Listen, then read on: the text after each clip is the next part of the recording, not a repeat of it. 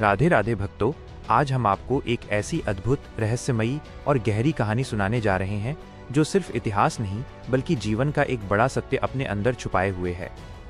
यह कहानी है श्री कृष्ण की दिव्य नगरी द्वारका के डूबने की। कल्पना कीजिए एक ऐसी नगरी की जो समुद्र के किनारे बसी हो, जहां हर घर सोने सा चमकता हो, जहां गलियों में शांति हो, जहां लोग दुख क्या होता है ये तक नहीं जानते हों। वही थी द्वारका। ये नगरी सिर्फ एक शहर नहीं थी, ये भगवान की लीला भूमि थी, जहां हर दिन एक उत्सव जैसा होता था।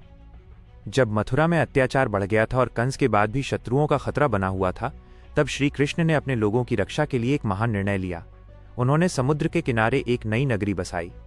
कहते हैं कि इस नगरी का निर्माण स्वयं विश्वकर्मा ने किया था और समुद्र देव ने अपनी भूमि देकर इसमें सहायता की थी। द्वारका इतनी सुंदर थी कि उसे देखकर देवता भी आश्चर्य करते थे। ऊंचे महल, भव्य द्वार, सुंदर बाग और हर तरफ खुशहाली। यहां कोई दुखी नहीं था। हर कोई धर्म के मार्ग पर चलता था और भगवान के प्रति प्रेम रखता था। लेकिन समय का चक्र कभी रुकता नहीं। धीरे धीरे इस समृद्धि के साथ एक और चीज ने जन्म लिया और वो था अहंकार। यदुवंश, जो पहले विनम्र और धर्मप्रिय था, अब अपनी शक्ति और वैभव पर गर्व करने लगा। उन्हें लगने लगा कि वे सबसे श्रेष्ठ हैं और उन्हें कोई हरा नहीं सकता।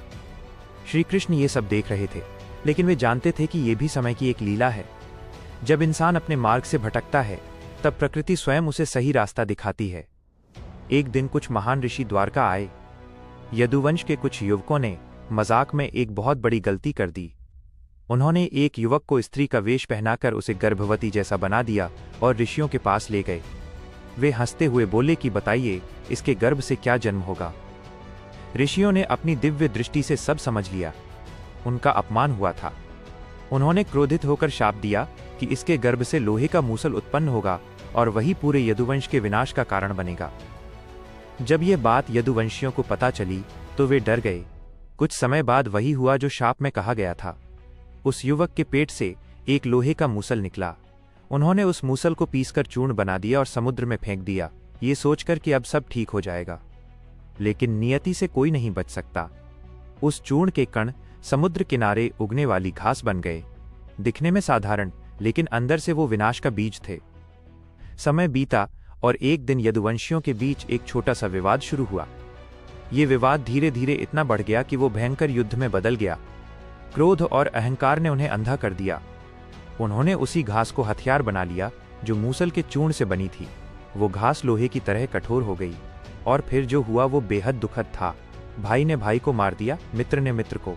पूरा यदुवंश अपने ही हाथों समाप्त हो गया। श्री कृष्ण ये सब शांत भाव से देख रहे थे।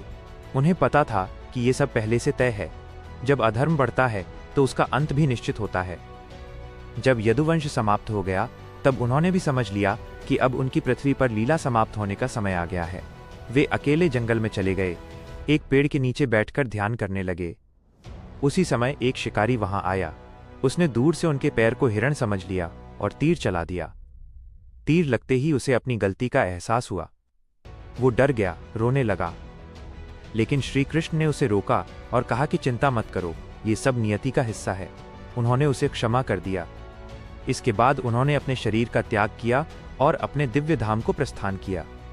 जैसे ही भगवान इस धरती से गए, वैसे ही द्वारका का अंत भी शुरू हो गया। कहा जाता है कि धीरे धीरे समुद्र का जल बढ़ने लगा। लहरें तेज होती गईं और एक दिन पूरी द्वारका नगरी समुद्र में समा गई। महल, मंदिर, गलियां, सब कुछ जल के नीचे चला गया। जो नगरी कभी गर्व और समृद्धि का प्रतीक थी, वो अब समुद्र की गहराइयों में छुप गई। आज भी कई लोग मानते हैं कि द्वारका के अवशेष समुद्र के अंदर मौजूद हैं। यह कहानी हमें एक बहुत गहरी सीख देती है। जीवन में चाहे कितना भी धन, शक्ति या सफलता मिल जाए, अगर हम विनम्रता और धर्म को छोड़ देते हैं तो पतन निश्चित है। द्वारका का डूबना सिर्फ एक घटना नहीं है, ये अहंकार के अंत और सत्य की जीत का प्रतीक है। ये हमें याद दिलाता है कि समय सबसे शक्तिशाली है और जो उसके साथ नहीं चलता वो पीछे छूट जाता है। और अंत में यही कहा जा सकता है कि भगवान की लीलाएं अनंत हैं। उनका हर कार्य किसी न किसी गहरे अर्थ को अपने अंदर छुपाए होता है। हमें बस उसे समझने की कोशिश करनी चाहिए और अपने जीवन में सही मार्ग अपनाना चाहिए।